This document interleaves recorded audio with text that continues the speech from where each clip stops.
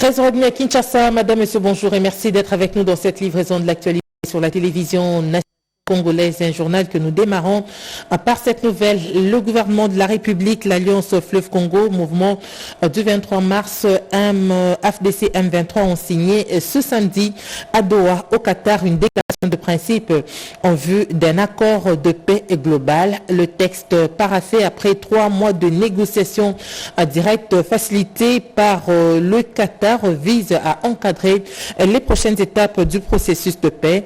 Les deux parties s'engagent à appliquer immédiatement les dispositions de la déclaration de principe au plus tard le 29 juillet 2025 et à entamer les négociations de l'accord de paix au plus tard le 8 août 2025 avec une signature prévue d'ici le 18 août de la même année. Le document exprime également la reconnaissance de 2 délégations pour le rôle de la médiation du Qatar, le soutien des États-Unis et l'accompagnement de l'Union africaine. Une fois de plus, bonjour et merci d'être avec nous dans cette livraison de l'actualité. Le président de la République, Félix-Antoine Tshisekedi Tshilombo, a présidé hier vendredi 18 juillet 2025 le 52e Conseil des ministres au Palais de la Nation. Plusieurs dossiers stratégiques ont été examinés, parmi lesquels l'électrification de la ville de Kisangani. Le compte rendu avec le ministre de Médias et porte-parole du gouvernement, Patrick Mouyaya. Le président de la République suit avec une vigilance particulière la situation qui prévaut à nos différents postes frontaliers, notamment dans les aéroports où lui parviennent des plaintes émanant des opérateurs économiques, des différents voyageurs et autres visiteurs de notre pays. Ces derniers dénoncent des tracasseries multiformes, exercées en dehors de tout cadre légal et qui entravent gravement la fluidité des échanges ainsi que l'exercice normal des activités commerciales. Rappelons que l'ordre opérationnel aux frontières a été mis en place précisément pour mettre un terme à ces pratiques préjudiciables à l'image de notre pays et à l'économie nationale. Il a souligné que cette réforme visait à rationaliser la présence des services publics au point d'entrée et de sortie du territoire, à simplifier les procédures liées au commerce extérieur et à assainir le climat des affaires dans une logique de gouvernance efficace et de respect de l'autorité de l'État. La résurgence de toute dérive que rien ne saurait justifier compromet sérieusement les efforts de réforme engagés par le gouvernement et nuit à l'image même de nos institutions. Face à cette situation, le président de la République a appelé à une évaluation et à une actualisation rigoureuse, exhaustive et sans complaisance de l'exécution de l'ordre opérationnel, car il est impératif que tous les services non indispensables ou dont la présence n'est pas strictement encadrée par les textes légaux ou réglementaires soient retirés sans délai et sans aucune forme de procès. La restauration de l'autorité de l'État passe par la fin de comportements déviants et la tenue d'un ordre opérationnel crédible à nos frontières. À cet effet, il a instruit formellement le vice-premier ministre, ministre de l'Intérieur, celui de la Défense nationale, de Transport et Voies de communication, le ministre de la Santé, Hygiène et Prévention, celui du Commerce extérieur, l'administrateur général de l'ANR, le directeur général de la DGM, ainsi que tous les autres services spécialisés, de prendre sans délai les mesures suivantes. 1. Procéder à un audit ciblé et documenter des services opérant actuellement aux frontières. 2. S'assurer que seuls les services indispensables et dûment mandatés poursuivent leurs activités dans un cadre coordonné, transparent et efficace. Écarter sans ménagement tout agent ou structure exerçant en violation des textes ou se livrant à des pratiques attentatoires à l'éthique de l'État et au climat des affaires. Le président de la République a insisté pour que toute mesure à adopter dans ces cadres tienne absolument compte des impératifs de sûreté de l'État en parfaite adéquation avec le contexte sécuritaire particulièrement sensible que traverse actuellement notre pays. Un rapport conjoint d'évaluation de l'ordre opérationnel assorti des recommandations en vue d'une réorganisation durable du dispositif de contrôle des frontières est attendu dans un délai de 15 jours sous la coordination du vice-premier ministre, ministre de l'Intérieur. La jeune fille enceinte appelée à poursuivre son cursus scolaire sans aucune inquiétude. Entre inclusion scolaire et inquiétude sur les conséquences scolaires, la population s'interroge. À Kinshasa, les réactions aussi entre le soutien à l'éducation pour toutes et la crainte d'un relâchement de repères. Keren Kankolongo a recueilli les avis des uns et des autres. La récente mesure autorisant les jeunes filles enceintes à poursuivre leur scolarité divise l'opinion à Kinshasa. Interrogés lors d'un micro-baladeur, certains citoyens saluent une mesure inclusive qui donne une seconde chance, tandis que d'autres redoutent une banalisation de grossesse précoce. Entre soutien et réserve, la population appelle à un encadrement strict pour protéger les jeunes filles et responsabiliser la jeunesse. À un certain moment, on a eu cette mesure-là qui essaye un peu de l'alléger. Je crois que c'est une bonne chose pour la fille, mais ce n'est pas encouragé, mais au moins pour elle, on peut accepter ça. Être enceinte, ce n'est pas quelque chose qui peut empêcher quelqu'un d'aller étudier, à continuer avec les études en tout cas. Pour certains parents, c'est une seconde chance pour ces jeunes filles. Pour d'autres, c'est un signal flou qui pourrait fragiliser l'autorité éducative. Pour Nangaï, initiative Bozui. Personnellement, je suis de cet avis. Les parents doivent fournir beaucoup d'efforts lorsque leur enfant tombe enceinte afin de l'aider à se remettre sur le droit chemin. Conseil non, pour continuer à étudier avec une fille enceinte, ce n'est pas bon parce qu'elle va se gêner devant soit les garçons, soit les collègues qui sont normaux. Le gouvernement de la République, via son porte-parole Patrick Mouyaya, précise. La circulaire n'avait pas pour vocation de faire croire que le gouvernement s'est mis dans une position d'encourager. Attention, parce qu'une jeune fille enceinte à l'école, c'est le résultat de plusieurs failles. D'abord, il y a la faille de la maison, il y a peut-être la faille de l'école, et qu'il ne faut pas oublier que nous avons une constitution qui consacre le droit à l'éducation et qu'on ne peut pas en aucun cas penser exclure une jeune fille parce qu'elle est tombée enceinte. Du côté de l'Église catholique qui compte un grand nombre des écoles à travers le pays, il ne sera pas question d'admettre ses élèves. L'enjeu reste l'encadrement, accompagner, protéger, mais aussi prévenir. Cette mesure vise à lutter contre la stigmatisation, l'abandon scolaire et à promouvoir l'égalité d'accès à l'éducation pour tous. Elle permet aux filles enceintes ou ayant accouché de revenir en classe sans discrimination. En vacances parlementaires, le sénateur Topin Kabongo, questeur du Sénat, palpe les réalités du Congo profond. Il a été dans le territoire de Kazumba et Demba, apportant secours aux populations de ce coin. Regardez. La mission de facilitation désignée par l'Union africaine poursuit son séjour à Kinshasa dans le cadre de ses consultations sur les questions de paix et de sécurité en RDC. Après avoir échangé avec diverses couches sociales, la délégation de la facilitation a reçu ce jour le président du Sénat, Jean-Michel Samalou Kondé, accompagné de son deuxième vice-président, Modeste Bahati. Le Sénat congolais entend accompagner tout le processus tel qu'indiqué grâce à sa diplomatie parlementaire qui soutient le premier diplomate du pays, Félix-Antoine Tshisekedi Tshilombo. Nous, en tant que Sénat, nous sommes venus répondre à leur invitation, invitation qui consiste, nous aussi, à accompagner tous les processus de paix dans lesquels nous sommes engagés. Nous avons d'abord indiqué que nous, en tant que Parlement, plus particulièrement le Sénat, nous accompagnons le premier diplomate du pays, qui est son Excellence, Monsieur le Président de la République, M. Félix-Antoine Tshisekedi Tshilombo, avec notre diplomatie parlementaire, selon en tout cas la direction que lui l'indique. Jean-Michel Samalou Kondé réaffirme l'engagement de la Chambre haute du Parlement à accompagner toutes les initiatives régionales en faveur d'une stabilité durable dans la sous-région. D'abord l'appui à cet accord de paix qui a été signé aux États-Unis avec le Rwanda, mais aussi tous les instruments qui avaient déjà été édictés, notamment la résolution 2773. C'est important finalement que nous ayons la matérialisation de cet accord qui n'est que trop attendu à l'est de la République démocratique du Congo, où nous avons ces populations qui n'ont que trop souffert.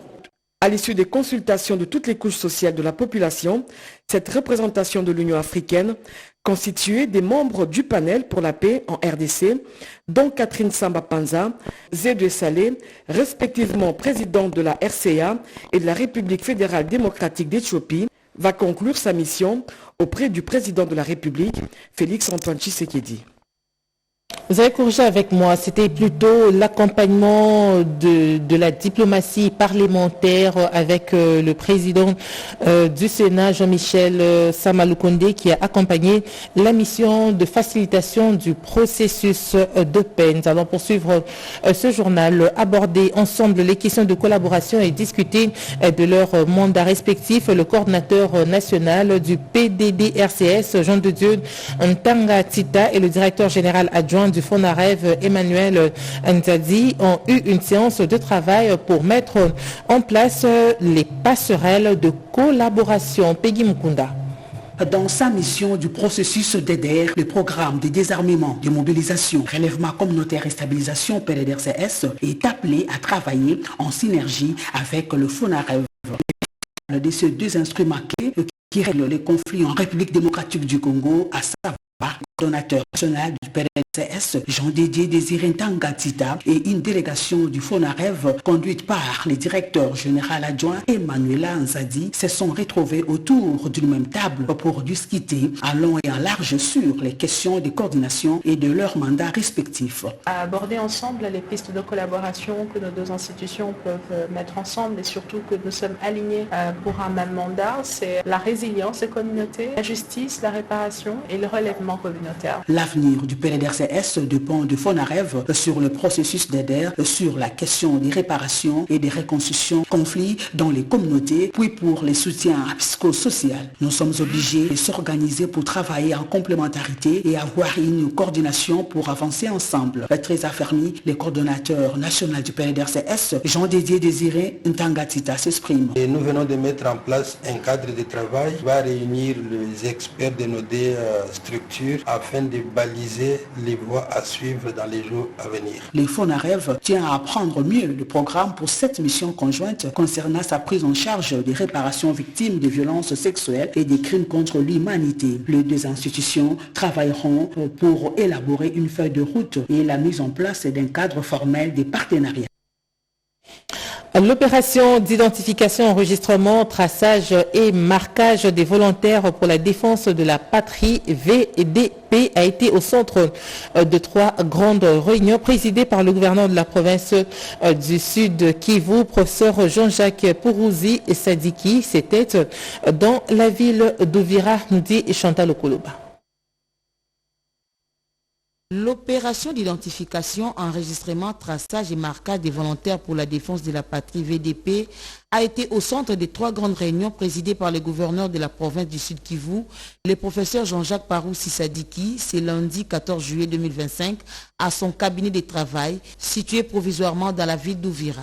Au Conseil provincial de sécurité comme au Conseil des ministres, et à la réunion avec les responsables provinciaux de la réserve armée de la défense, RAD, cette question a été largement débattue. D'autres questions sécuritaires ont été abordées par les membres du Conseil provincial de sécurité. À l'issue de cette réunion, le gouverneur de la province a coupé court aux rumeurs partagées par l'armée numérique des ennemis sur la menace qui pèserait sur la ville d'Uvira.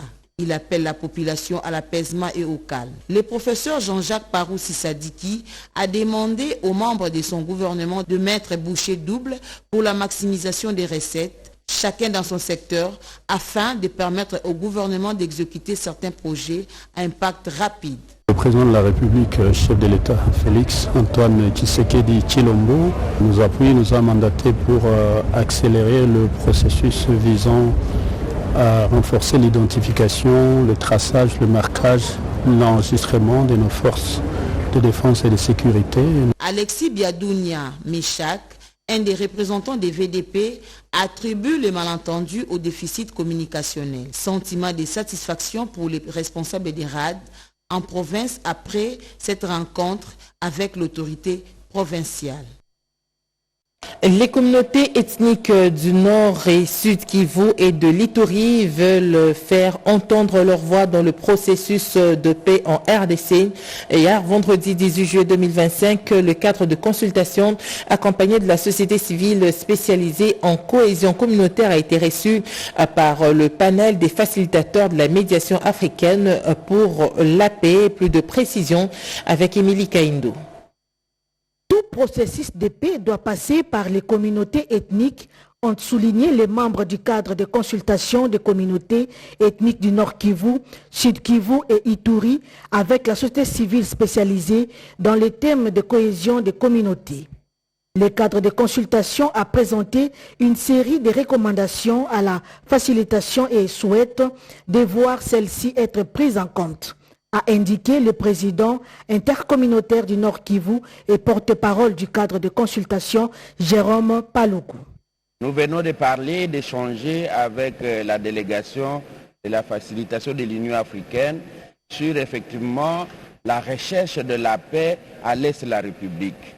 Et le seul message que nous avons amené, c'est de dire que nous, les communautés du Nord Kivu, du Sud Kivu et de l'Ituri, qui sommes victimes de cette barbarie, nous devons être consultés, nous devons être mis en compte pour que nous puissions donner le vrai message. Et que la paix ne peut que passer par nous, les communautés ethniques, qui vivons les vraies situations, les vrais affres de la guerre.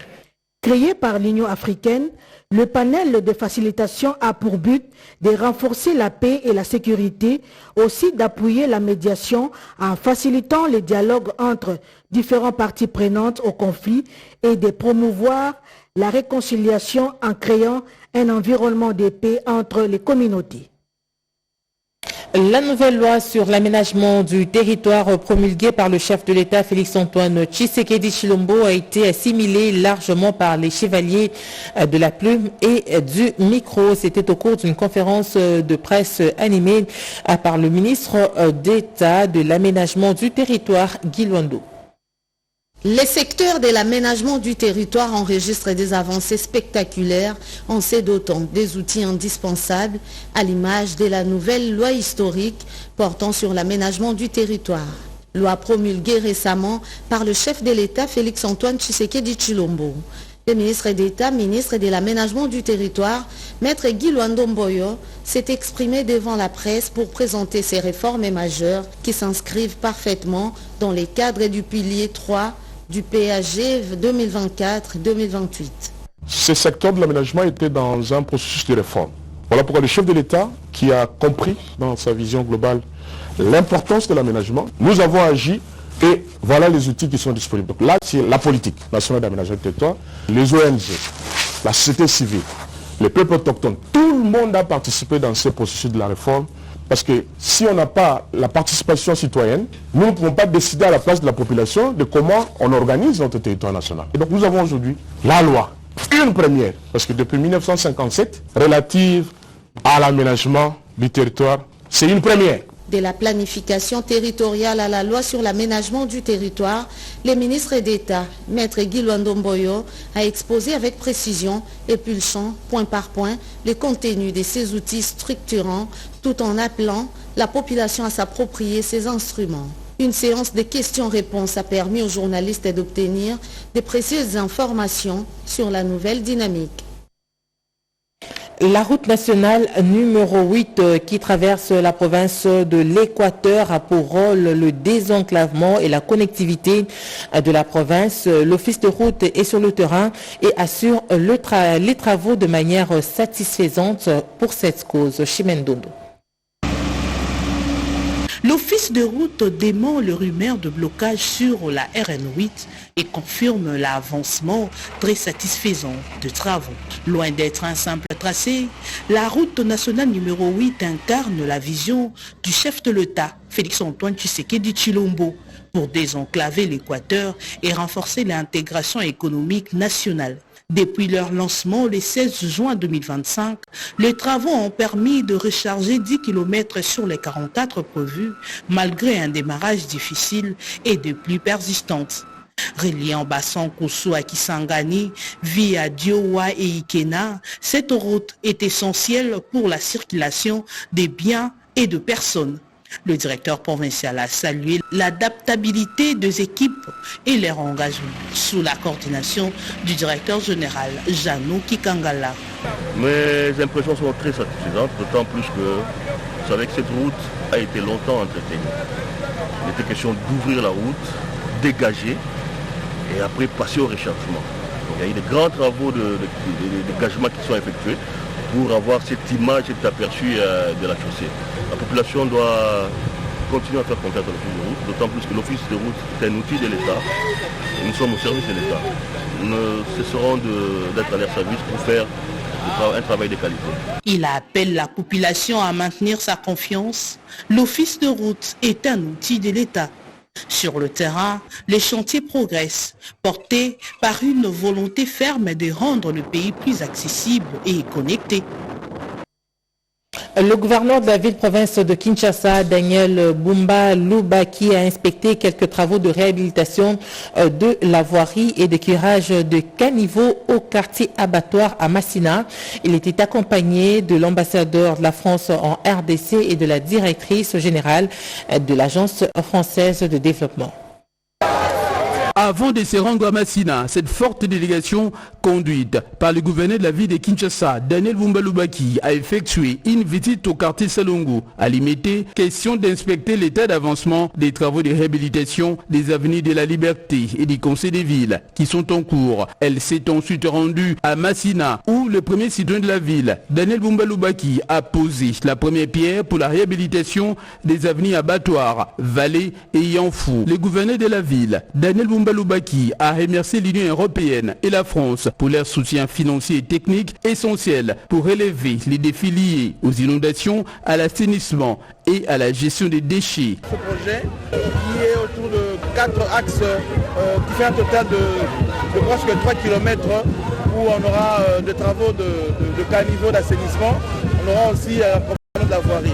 L'ambassadeur de France en poste en République démocratique du Congo a rappelé que ces projets s'inscrivent dans le cadre du programme Topetola visant à renforcer la résilience des quartiers vulnérables face aux inondations et aux risques sanitaires. Les représentants de l'Union européenne, Antonio Capone, a pour sa part réaffirmé l'engagement de son institution à soutenir les efforts du gouverneur de la ville pour accélérer les développements de Kinshasa. Par ailleurs, le bourgmestre de Massina, Joseph Chiki Katumba, s'est réjoui de l'engagement du gouverneur de la ville et de l'exécutif provincial de Kinshasa à résoudre la problématique de l'inondation dans cette partie de la capitale. Parlons également du développement du territoire de l'Ouebo dans la province du Kasaï. Eh bien, ce sujet étant d'autres était au centre d'un forum tenu ici à Kinshasa sur initiative du député national Léon Moubikai, élu de l'Ouebo. Yvette Makoutima nous en dit un peu plus. Les territoires de l'Ouebo au cœur des questions de développement. Nous sommes dans la province du Kasaï où les besoins en termes de développement se posent avec acuité.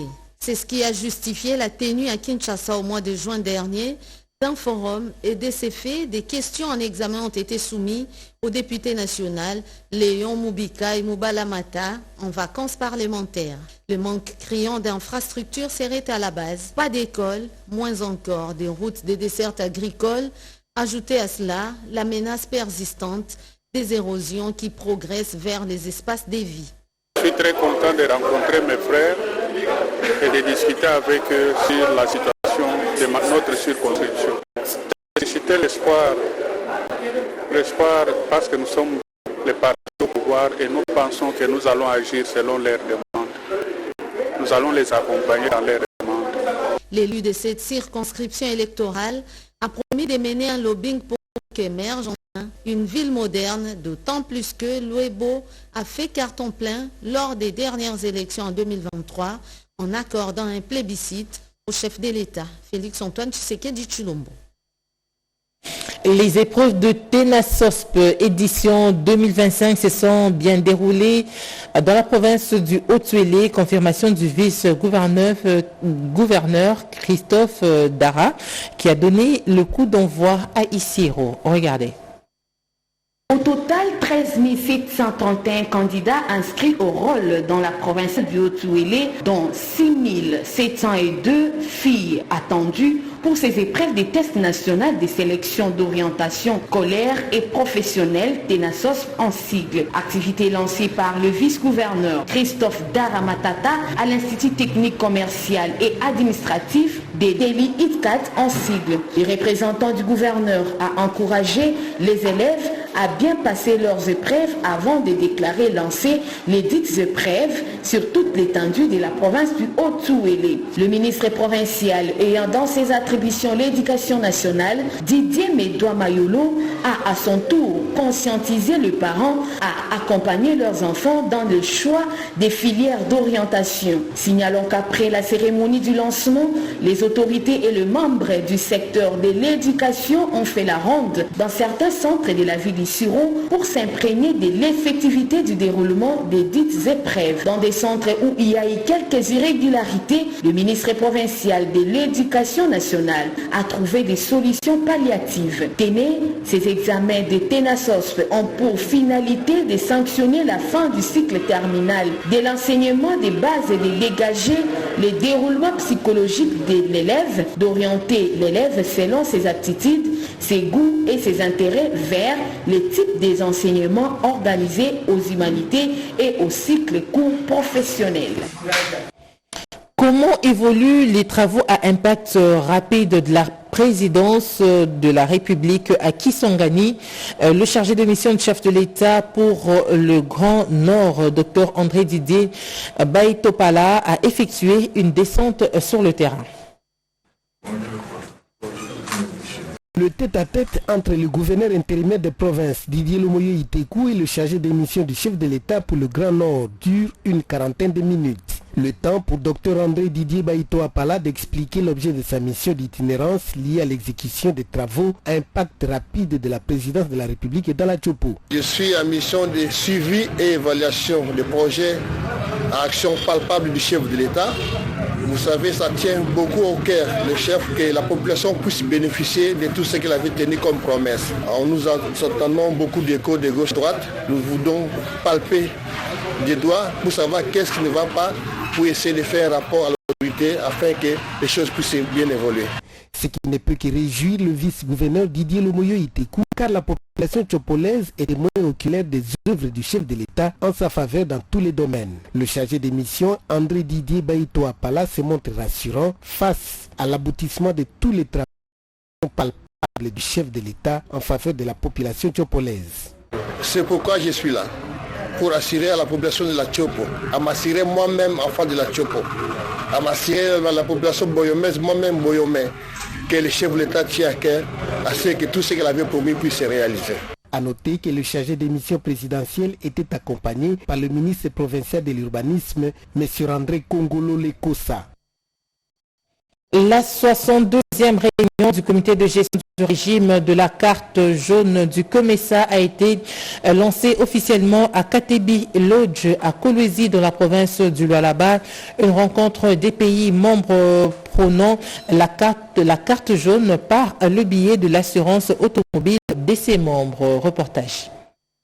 La 62e réunion du comité de gestion du régime de la carte jaune du COMESA a été officiellement lancée à Katebi Lodge à Kolwezi. Plusieurs personnalités ont pris part à cette rencontre, dont le vice-gouverneur de la province du Lualaba, Clément Moufondji, le directeur général de la Société nationale des assurances, Maître Clément Désiré Kabongo-Moba, et les pays membres du COMESA. Cette rencontre régionale a mis à l'honneur la République démocratique du Congo, représentée par la SONAS, membre actif du COMESA et bureau national de la carte jaune. Le vice-gouverneur du Lualaba a salué la tenue de ces travaux. Le lancement officiel a été fait par le secrétaire général à l'intégration régionale.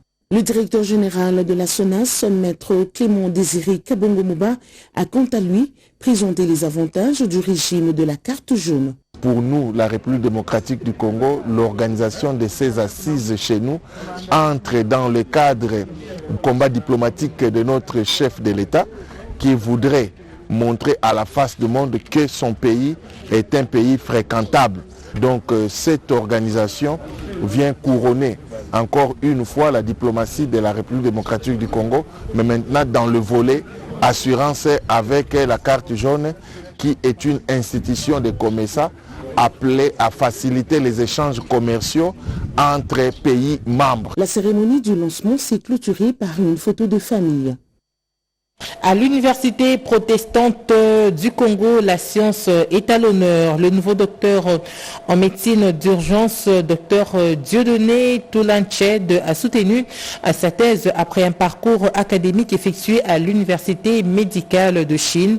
Son travail porte sur le mécanisme de l'édéragénine dans le traitement des lésions rénales aiguës, une soutenance saluée par les autorités académiques de l'UPC sous la direction du révérend recteur.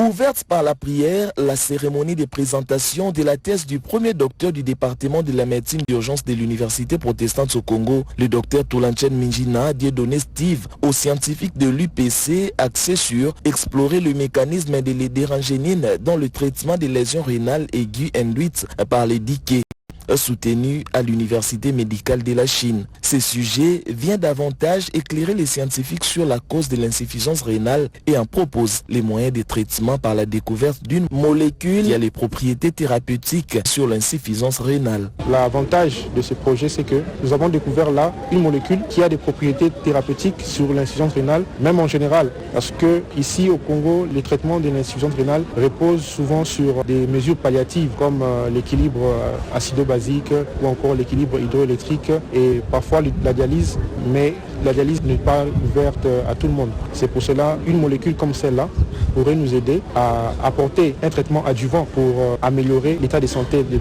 patients insuffisants rénaux et aussi rendre réversibles les lésions rénales induites lors de l'insuffisance rénale. Cette recherche est un appel au gouvernement et aussi au corps scientifique à pouvoir mettre en place des structures de laboratoire qui encourageront ce genre de recherche, qui aideront à traiter les malades en clinique. Bien avant le mot de bienvenue du révérend recteur, Dr Robert Quim, l'auteur, a exposé son parcours académique et professionnel et il s'en est suivi les questions et échanges avec l'auditoire. À l'issue de la soutenance tenue en Chine, les conclusions du jury ont conféré aux récipiendaires la mention plus grande distinction.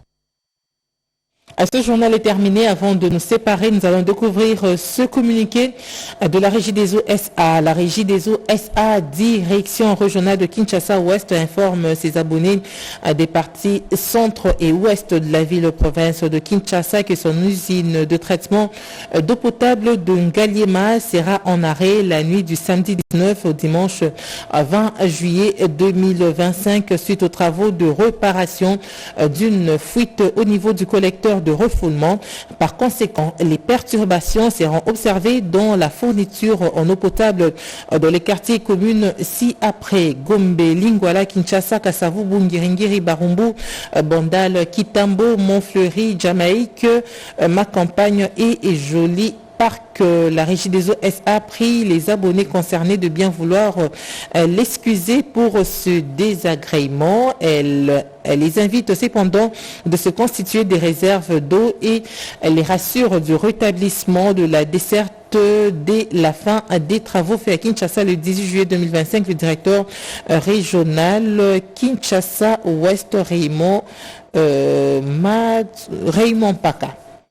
Ce journal est terminé, je vous le disais, nous allons justement découvrir ce communiqué. Je vous le disais, le gouvernement de la République, l'Alliance Fleuve Congo, Mouvement M23, FDC M23 ont signé ce samedi à Doha, au Qatar, une déclaration de principe en vue d'une paix globale dans la région. Le texte paraphé après 3 mois de négociations directes facilitées par le Qatar vise à encadrer les prochaines étapes du processus de paix. Les deux parties s'engagent à appliquer immédiatement les dispositions de la déclaration de principe au plus tard le 29 juillet 2025 et à entamer les négociations de l'accord de paix au plus tard le 8 août 2025 avec une signature prévue d'ici le 18 août de la même année. Le document exprime également la reconnaissance de deux délégations pour le rôle de la médiation du Qatar,